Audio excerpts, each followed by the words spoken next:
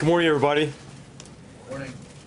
Hey, last week we discussed the president's upcoming trip. I promised I'd come back and go through the schedule in more detail. I'm happy to do that today. And Sean tells me there's another topic you might want to talk about as well.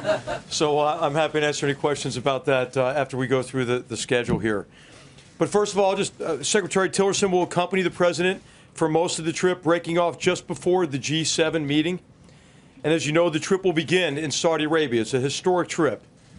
After an arrival ceremony in Riyadh, the president will have coffee with King Salman, attend a royal banquet, and hold bilateral meetings with the king, the crown prince, and the deputy crown prince.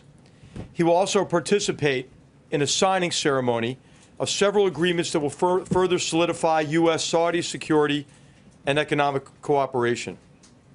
That evening, the president and the first lady will join members of the Saudi royal family for an official dinner. The next day, the president will hold bilateral meetings with Gulf Cooperation Council leaders, as well as broader meetings with all of the Gulf state leaders. In the afternoon, he will meet and have lunch with leaders of more than 50 Muslim countries, where he will deliver an inspiring yet direct speech on the need to confront radical ideology and his hopes, the president's hopes, for a peaceful vision of Islam to dominate across the world. The speech is intended to unite the broader Muslim world against common enemies of all civilization and to demonstrate America's commitment to our Muslim partners. The president will then participate in the inauguration of a new center intended to fight radicalism and promote moderation. By establishing and operating this center, our Muslim friends, including Saudi Arabia, are taking a firm stand against extremism and those who use a perverted interpretation of religion to advance their criminal and political agendas.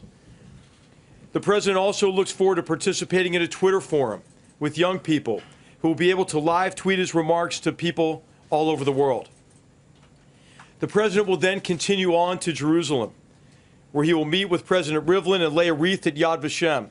The president will then deliver remarks at the Israel Museum and celebrate the unique history of Israel and of the Jewish people, while reaffirming America's unshakable bond with our closest ally in the Middle East. Later that day, he will meet with Prime Minister Netanyahu. That night, the president and the First Lady will join the Prime Minister and Mrs. Netanyahu for a private dinner. The following morning, the president will meet President Abbas in Bethlehem, where he will convey his administration's eagerness to facilitate an agreement that ends the conflict. And he will urge Palestinian leaders to take steps that will help lead to peace. And he will visit the Church of the Holy Sepulchre and say a prayer at the Western Wall. In Rome the next day, the president will have an audience with the Pope at the Vatican. He looks forward to celebrating the rich contributions of Catholics to America and to the world, and to discussing a range of issues of mutual concern, some of which I summarized last time. Before leaving the Vatican, the president will meet the Cardinal Secretary of State and will tour St. Peter's. Later that afternoon, the president will meet with the King and the Prime Minister of Belgium and the heads of state and government of the host country to the NATO alliance.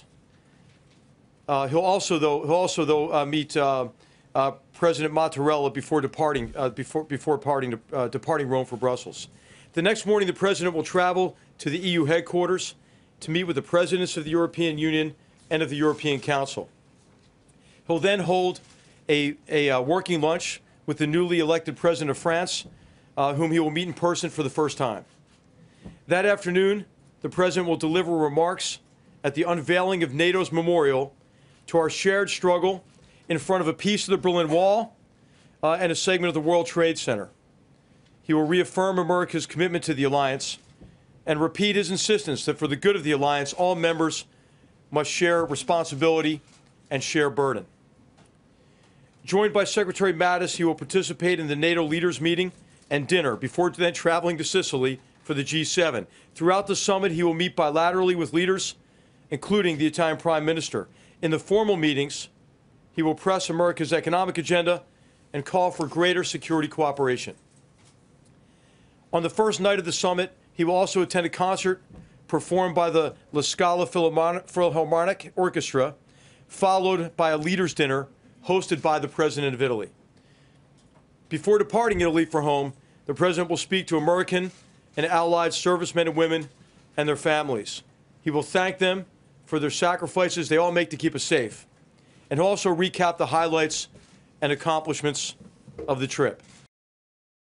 Hey there, thanks for checking out CNBC on YouTube. Be sure to subscribe to stay up to date on all of the day's biggest stories. You can also click on any of the videos around me to watch the latest from CNBC. Thanks for watching.